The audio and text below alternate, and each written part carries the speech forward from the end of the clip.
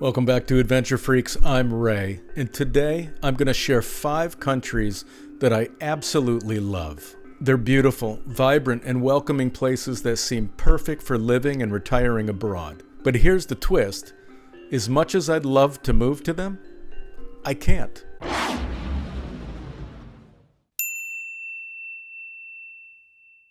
Not because I don't want to, and not because they're not affordable. These are countries I genuinely admire for the beauty, the culture, and the people. So what's the deal? That's what we're going to dive into in this video. And I'm saving my number 1 favorite country for last that I can't move to. And I know this is a choice that's really going to surprise you because I've never mentioned this country in any other video on this channel. So make sure you stick around to the end. Now let's get started. First up on our list is Malaysia.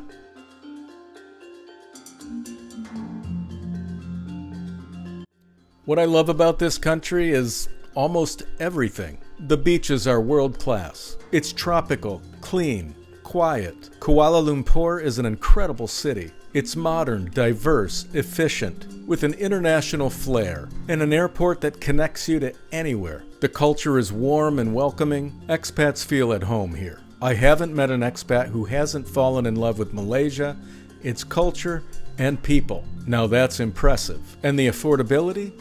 It's outstanding. You can live comfortably here on $1,200 a month and still enjoy a high quality of life.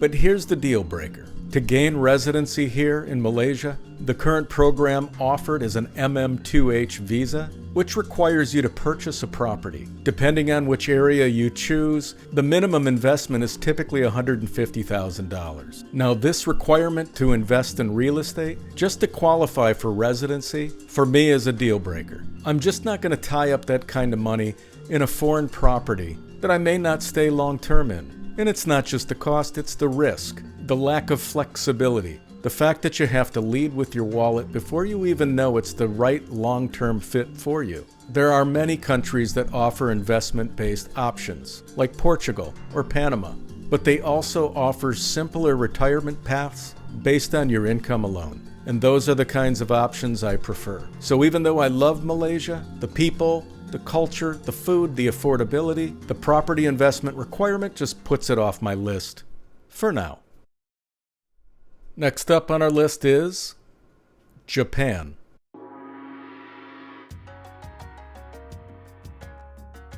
Japan is truly beautiful and a unique country. The natural beauty is unreal, cherry blossoms in the spring, snow-covered mountains in the winter, peaceful coastal towns, and the neon glow of Tokyo at night. The culture is deep and fascinating. The people are warm, and the food, hands down, is some of the best in the world. And here's the thing. Japan is actually more affordable than most people realize, especially if you look outside the big cities. In smaller towns, you can find traditional homes for next to nothing. It's calm, it's beautiful, and it feels like a place you could truly settle into. But here's the problem. Japan offers no retirement visa. So unless you're married to a Japanese citizen or have some rare employment opportunity, your main option is the business manager visa. And for retirees, they're just not interested in working. And this business manager visa requires an investment of around $35,000 into a business that you'll have to be actively involved in. And even with the $35,000 investment, it's not guaranteed. Many people are told to invest $100,000 to strengthen their application just to get in. And honestly, for me, that's a deal breaker.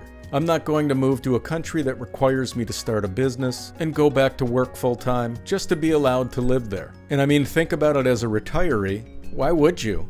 If you're looking to retire or slow down and find a more peaceful, relaxing life, to make a huge financial investment just to get in doesn't make sense, especially when there's plenty of other countries out there that simply don't have these strict requirements. So overall, it just doesn't make sense to throw that kind of money at something so uncertain and where you're just ready to slow down.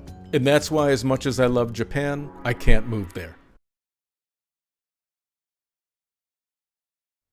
Thinking about moving abroad but not sure where to start? You're not alone.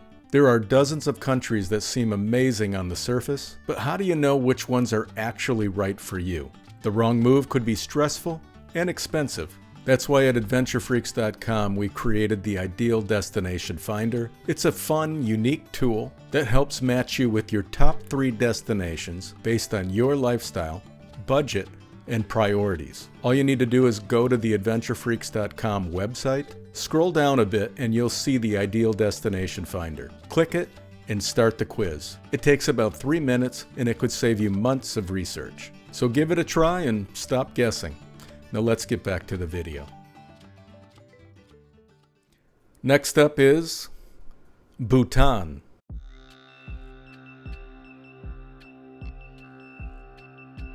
What I love about Bhutan is it is one of the most peaceful, grounded, and spiritually rich places on the planet. The landscape is absolutely stunning, with emerald green valleys, snow-covered peaks, and monasteries that look like they're floating above the clouds. They call it the happiest country on earth, and honestly, it's not hard to see why. The people are kind. The culture is deeply rooted in Buddhist traditions, and everywhere you go, there's a sense of calm and purpose. And while it's one of the most affordable places in terms of cost of living, actually living there long-term isn't possible. Here's why. Bhutan has what's called a sustainable development fee. And if you're not a citizen, you're paying it. Right now, it's approximately $100 per day just to be there. And that's on top of whatever you spend on lodging, food, transportation. This adds up quickly. Here's the bigger issue. There's no retirement visa, no digital nomad visa, and no real path to residency unless you marry a Bhutanese citizen. And even that requires special government approval. So for most of us, Bhutan will always be a place for many of us to visit, but never really stay. It's the kind of place that makes you want to slow down and soak up life, but unless the laws change, there's no way to make it home. So as much as I love and respect this beautiful country, I can't move there. Next up on our list is Cuba.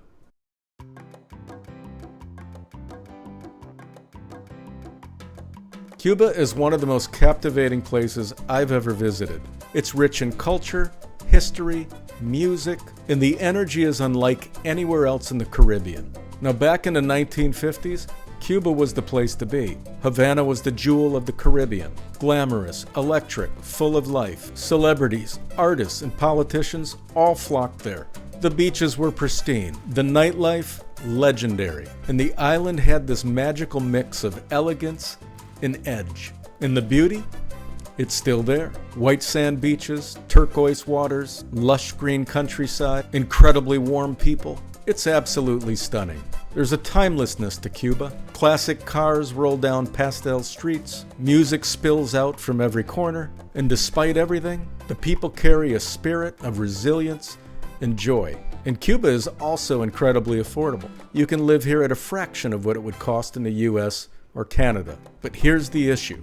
Because of the long-standing U.S. embargo, the relationship between the U.S. and Cuba has been strained for years. Americans can travel to Cuba under certain travel categories, like educational or journalistic, but living there long-term as a U.S. citizen is basically impossible. There's no retirement visa, no easy path to residency, and very limited options for owning property. And with ongoing political and economic instability, even if you found a legal way to stay, it could be a massive uphill climb. So while I absolutely love Cuba, the people, the music, the beauty, the raw authenticity of it all, I can't move there. At least, not for now. And finally, my number one favorite country that I've never mentioned on any other video is Venezuela.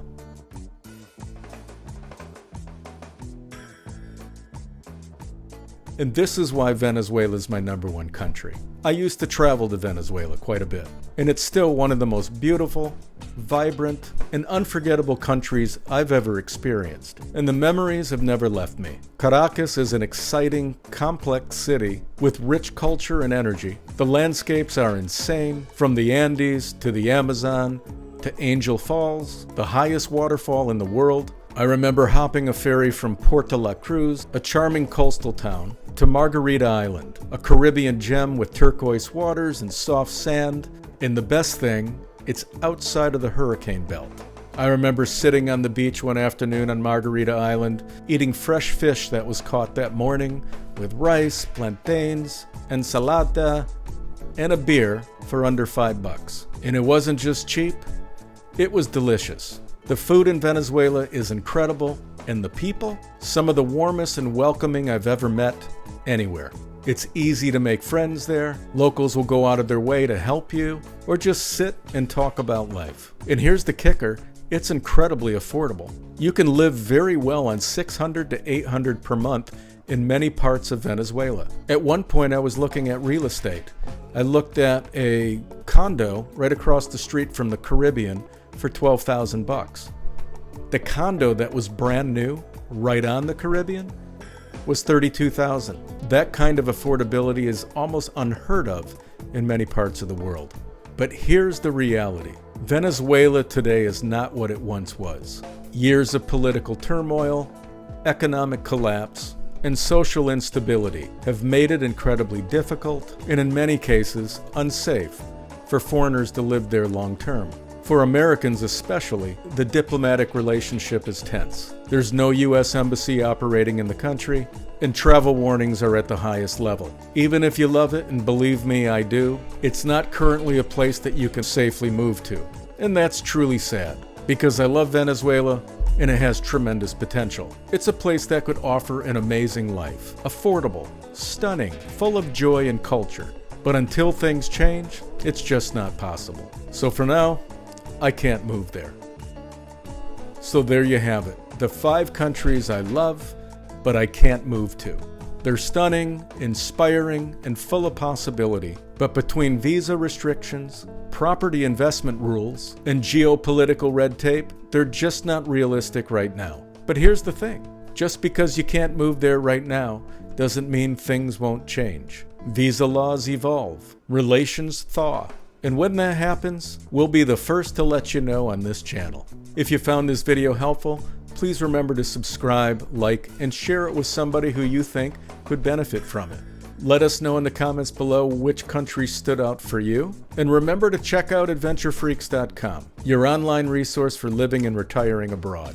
And as always, thanks for viewing. I'm Ray, this is Adventure Freaks, showing you how to live better for less.